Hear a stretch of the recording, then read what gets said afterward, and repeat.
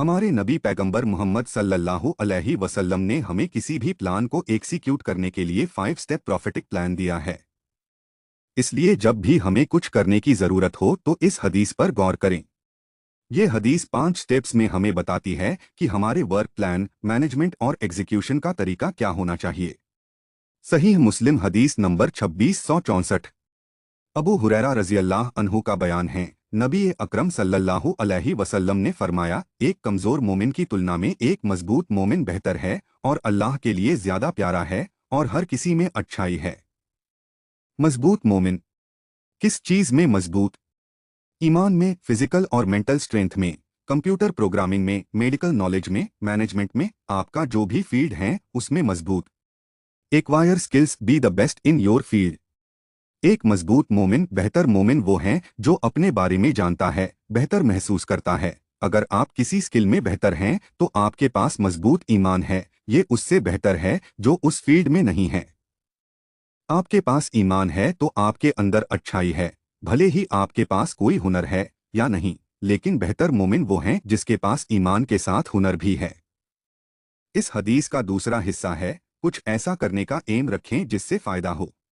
एक बार जब आपके पास स्किल्स आ जाते हैं तो आप आराम से बैठे नहीं रहते। कुछ स्ट्रैटेजिक एम डिसाइड करें, एक पॉजिटिव अप्रोच रखें, एक प्लान बनाएं। याद रखिए, हमारे पास यही एक जिंदगी है। अपनी एक्सपेक्टेशन हाई रखिए, ख्वाब देखिए, उन्हें सच करने की कोशिश कीजिए, चीज़ों को समझने और उन्हें जानने की कोशिश कीजिए।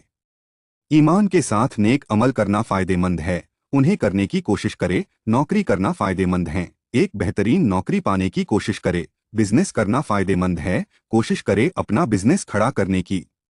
ख्वाहिशें, एम और विज़न आपके पास होने चाहिए। अगर आपके पास विज़न नहीं है तो मोजिज़े का इंतज़ार करने से कुछ नहीं होगा, कुछ भी नहीं होने वाला है। इसलिए बी क्लियर कि आप जिंदगी में क्या हासिल करना चाहते हैं। मान लीजिए आपका एम रिलीजियस फील्ड में है, फाइनेंशियल फील्ड में है, पॉलिटिक्स में है। हर फील्ड में एक एम रखिए, एक प्लान रखिए, एक विजन रखिए। तीसरा हिस्सा है और अल्लाह की मदद मांगो। आपके पास स्किल्स हैं, आपका एम और विजन क्लियर हैं।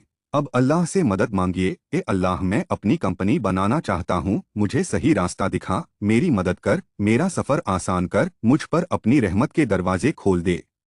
चौथा हिस्सा है और हिम्मत मत हारो। सुभान अल्लाह, सबसे बेहतर मोटिवेशन।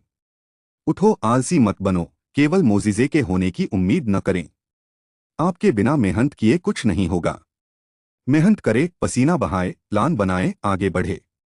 प्लान ए काम नहीं करता है, प्लान बी पर आगे बढ़े। प्लान बी काम नहीं करता है, प्लान सी पर आगे बढ़े। कभी हार न मानना, उम्मीद न खोना। कोशिश करते रहें। मान लीजिए कि आप उस एम तक नहीं पहुंच पाते हैं, या मान लीजिए कुछ और होता है, या किसी भी वजह से आप सफल नहीं हो पाते हैं, अपने आप को ब्लेम ना करें। और पांचवा हिस्सा है, और अगर कोई मुसीबत तुम्हारे पास आए तो ये मत कहो अगर मैंने ऐसा नहीं किया होता तो ऐसा नहीं होता, बल्कि ये कहो अल्लाह ने वही किया जो मेरे लिए बेहतर था। आपने कोशिश की, आपने जो भी एफर्ट किया वो काम नहीं आया, पीछे मुड़कर ज्यादा देखने की जरूरत नहीं है। वो पास्ट था जो अब पूरी तरह से बंद है। ये आपकी वजह से बंद नहीं है, ये आपके कंट्रोल से परे हैं।